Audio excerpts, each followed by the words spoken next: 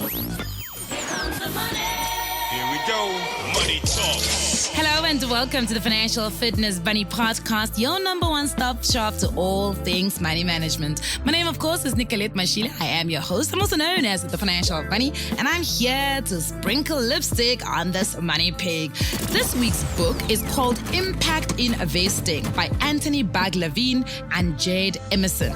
Now, I'm reading this book specifically because I wanted to do a YouTube video on impact investing. In fact, I had a great opportunity to go I was introduced first and foremost to Fed Group. And Fed Group, basically, they are a company in South Africa that invest in alternative assets, right? They call them alternative assets because it's obviously not equity, although they do have a mix of how their funds are kind of made up. So their portfolios have a mix of funds. However, their biggest asset classes are, of course, these alternative asset classes. So things like your macadamia nuts, lettuce heads, they've got beehives, and it's very interesting, their structure. But I'm hoping that I'm going to get an opportunity to be able to speak to them, and we want to hear it straight from the horse's mouth in terms of what are they actually doing and how does it all work.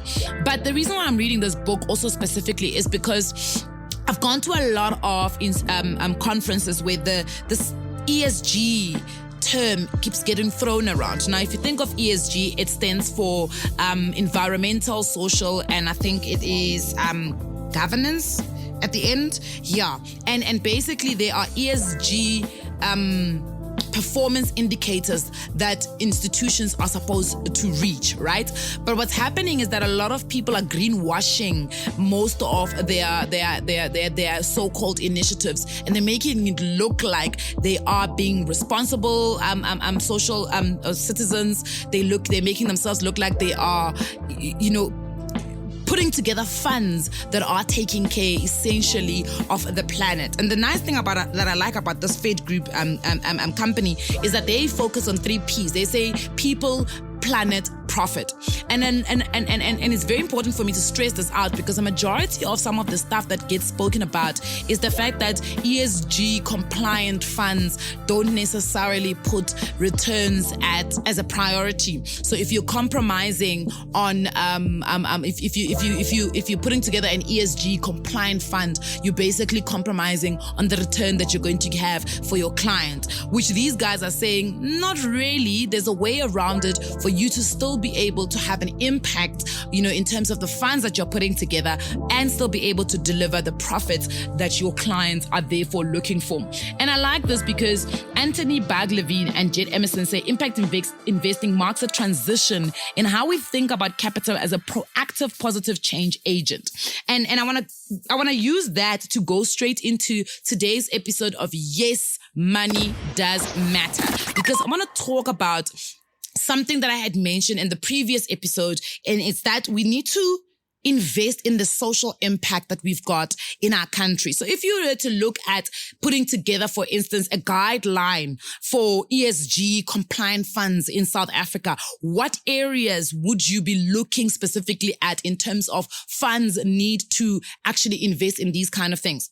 And I was lucky enough to join Alex Forbes at some point last year on a conference in Zambia. And what they were doing is they were having a very open and candid conversation around employee benefits and how do we get societies in the different markets. I mean, of course, we're in Zambia, but of course there was a South African conversation around there, a Zambian conversation. Uganda was also in the room. Kenya was also in the room to say, how do we bring this conversation to everybody in the room that speaks on how do we get our clients in the different markets to really commit to staying the course with their retirement funds, for instance, to really staying the course with making sure that they're taking the comprehensive healthcare that we're offering, to stay invested in their risk management policies. So these are the conversations that were happening. But one of the things that happened was, where do where do these trustees or funds and the guys that are managing the funds, where do they find those funds that are still able to deliver the returns to their clients so that their clients do stay the full course of that commitment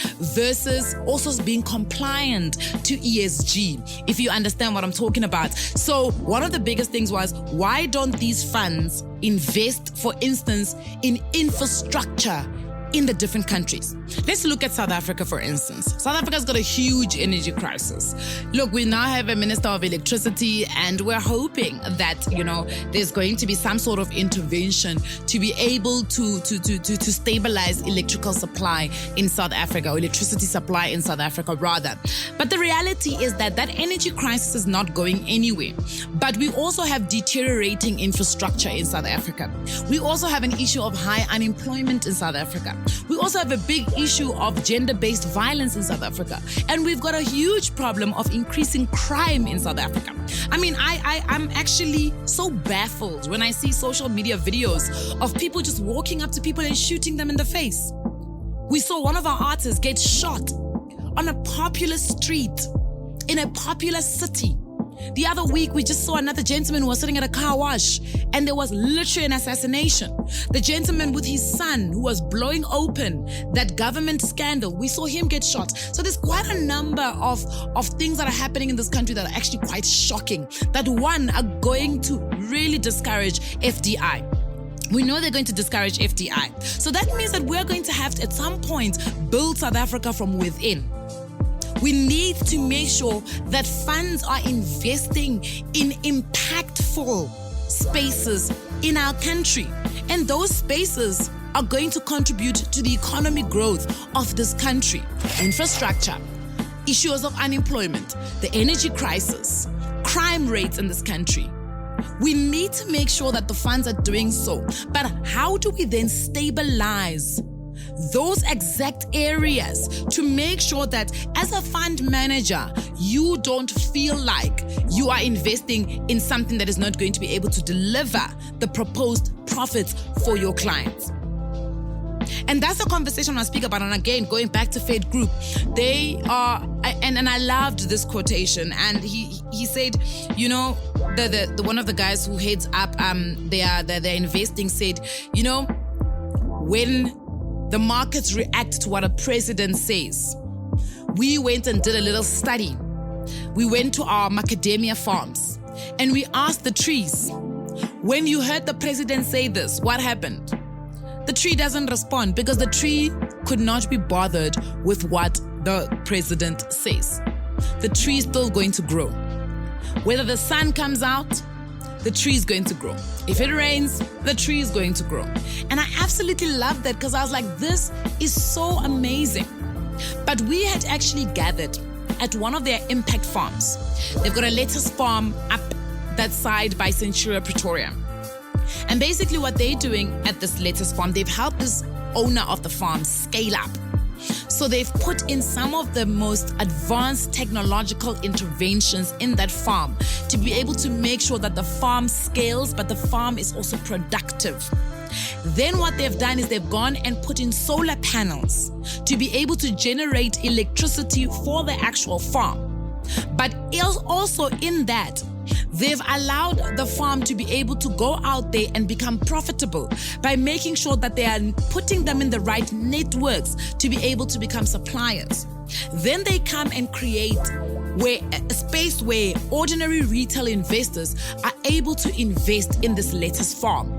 And they basically give us, the ordinary retail investors, our profits and our returns, while the company itself, the actual farm, still also becomes profitable. Guys, it blew my mind. It blew my mind. Then they invested in beehives that allow for pollination to happen when pollination would otherwise be happening in the country. And we've seen that pollination has started to become an issue within our environment. So what they do is they invest in that so that for their other farms, for instance, their macadamia farms, There are moringa farms. They make sure that those bees are carrying that pollination, and they're actually making sure that the pollination actually takes place. It is absolutely fantastic. But what are they actually invested in? They're invested in food security in this country. Because if our farms die, our food sources die. So they're saying, instead of investing and having a tunnel vision of investing in equity, investing in the bank, because let's be fair, if you are going to build a solid investment portfolio, it needs to be diversified.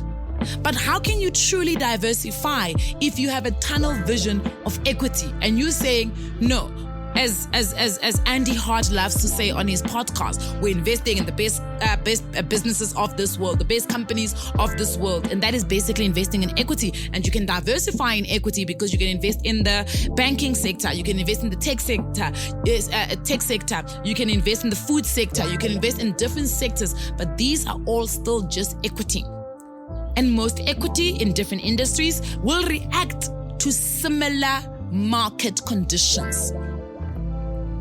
But the trees don't react to the same similar market conditions as equity. Tony Robbins speaks about putting together an all-weather investment portfolio. So where does impact investing lie? Look, there's obviously been a very big pushback on the transition to making sure that all funds are ESG compliant. But again, if we are to follow the UK's guide, the America's guide, does it speak to the actual status of South Africa and Africa? Should we then say African funds should specifically look at the social impact, environmental impact that we can make on the African continent? Is that not? I mean, Africa, to be fair, is the least contributor. The least contributor to emissions in the world. Global change, global climate change. We are the least contributors, but we're going to be hit the hardest.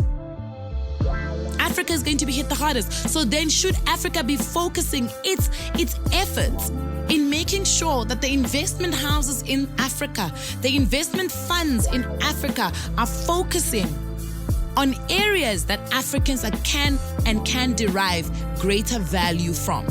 Unemployment is a huge one. It is very surprising that South Africa has such high unemployment, especially youth unemployment. But our focus on building industries is very small. Our focus on investing, should funds by now these funds can literally fund, for instance, a car manufacturing plant. Is that not going to create jobs? Why are we having to bring in all our car parts and then we assemble them in South Africa? Why do we not build our own African plant? Infrastructure. We need more hospitals. That will drive the economy. But no fund is saying, you know what, we're going to build a fund that specifically invests in just building hospitals. Or do we say, no, it's not stable? But I like the fact that there are companies like Fed Group who are bringing that impact investing at the level of retail investors. I now, as Nicolette, can say I've got a diversified portfolio. I have a little bit of equity. I've got some retail bonds. I'm investing in livestock. I'm also investing in macadamia nuts trees, in moringa trees, in lettuce heads, in solar panels. These speak directly to the issues that we've got in South Africa. So I'm asking you, what are you investing in? What have you decided to invest in? Does it speak to impact investing? I know that a lot of people are saying, yeah, but the opportunities are not available, especially from listed companies. Yes, but there's private equity, there's venture capital, Have we actually explored rather than exploited? Have we explored those? Have we explored, tapping into private equity, tapping into venture capitalism and saying, how do we fund these companies that are doing good and make them profitable companies? How do we invest? How do we take venture capital and channel it to companies that have a mission to do good?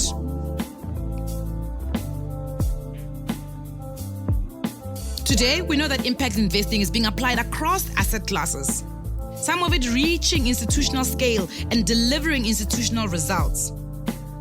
It's no longer about talking about good capital, but it's capital addressing social and environmental issues. We see that there's a global population, global growth, there's resource constraints, we've got water scarcity, we've got a lot of issues that are happening in the world. Are we taking money and putting it to address those issues? Hey. It's important. If you were to give examples of South African companies that are doing that, or funds, which of those would you think about? Which of those would actually come to the top of your mind? Because as I'm sitting here, I often hear these things happening from a social responsibility space, and they've got restricted budgets, or this company has created a foundation.